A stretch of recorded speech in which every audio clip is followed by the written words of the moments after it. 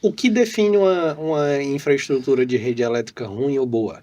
Olha, pontos principais é saber se tem um transformador público numa capacidade que consiga suportar a potência da usina ou das usinas a serem construídas. Exemplo, uma usina dessa tem uma potência nominal, uma única usina, de 60 kW. Aqui no Ceará, devido às normas que são operantes aqui e à atenção da rede, a usina com um tamanho maior a ser feito e recomendado na baixa tensão é com inversor de 60 kW. E placas pode dar 80 kW pico, que são em torno de 140 a 150 placas, certo? Então, eu preciso ter um transformador que, no mínimo, suporte essa carga, se eu for fazer uma única usina, né? E hoje você tem transformadores na rua e aí você tem como nem se especializar, mas a empresa que você vai contratar tem que ter o trabalho de quê? De quando for estudar os locais, saber se o transformador da rua está perto do local de instalação e o tamanho dele, obviamente.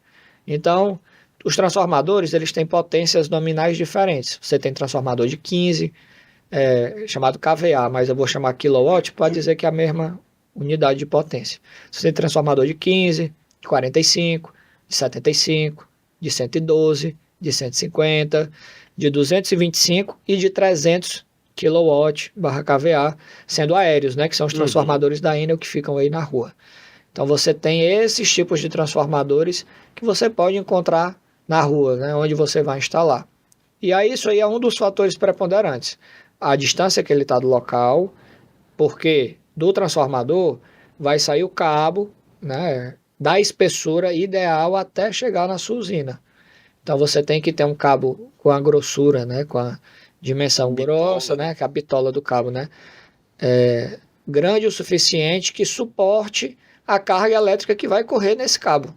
Então, apesar de que energia a gente não vê, né, energia você não vê os elétrons passando e a corrente passando, tudo isso importa, né? O tamanho do transformador para suportar a carga do inversor, a espessura, né, o bitola do cabo que conecta o transformador até chegar na porta da tua usina. Então, isso aí são fatores extremamente preponderantes. E um outro fator que tem a ver também é se no entorno possui carga, se tem consumo perto. Porque uma coisa é eu botar uma usina dessa no meio do nada, onde não tem consumo, onde eu não tenho para onde escoar essa energia. Aquela energia no meio do nada, ela vai ter que viajar uma distância X até chegar numa carga. Até chegar numa determinada carga. Então, como a gente faz, que eu costumo utilizar loteamentos já existentes, costuma ter casas, um pequeno depósito, uma pequena indústria ou algo do gênero, porque isso ajuda a escoar a minha energia.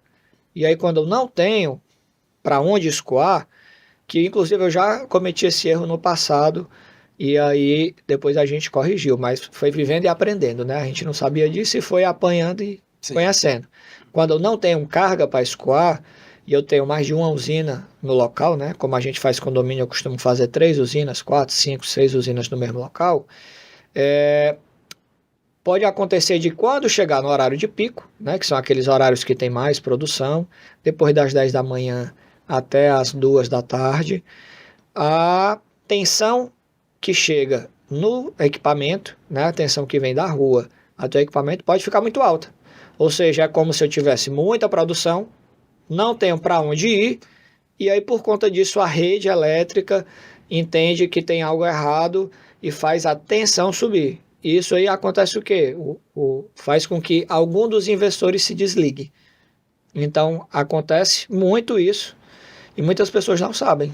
E é a própria soma das correntes dos investidores que faz essa tensão naquela região subir? Isso, é a soma do que está entregando de potência, né, enfim, né, de tensão, de corrente, que está sendo entregue ali naquele local, naquele determinado momento.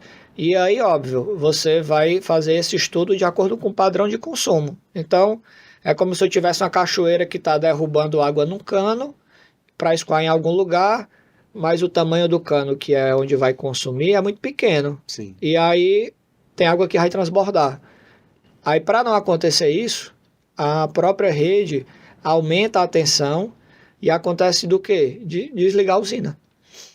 Então acontece muito esse tipo de situação quando não se tem esse estudo mais detalhado. Uhum. E aí acontece enfim, algumas vezes no dia, por vários dias, se você não tivesse cuidado, a usina se desligar nos melhores horários.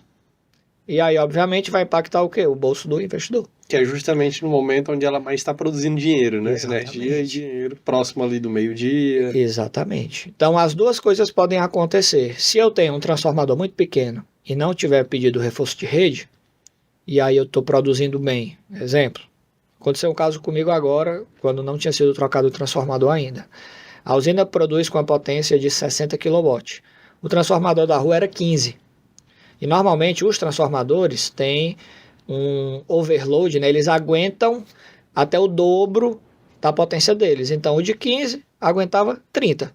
Só que meu inversor joga a 60. O que é que estava acontecendo? Quando chegava a potência de 30 no meu inversor, o transformador já não aguentava e desligava minha usina. Elevava a tensão. Elevava a tensão, chegava numa tensão muito alta, né? E aí desligava a usina. E aí eu estava tendo uma produção muito baixa por conta disso. O que é que tem que ser feito? Trocar o transformador da rua para poder melhorar a qualidade dessa energia e aí sim ter uma produção mais estável.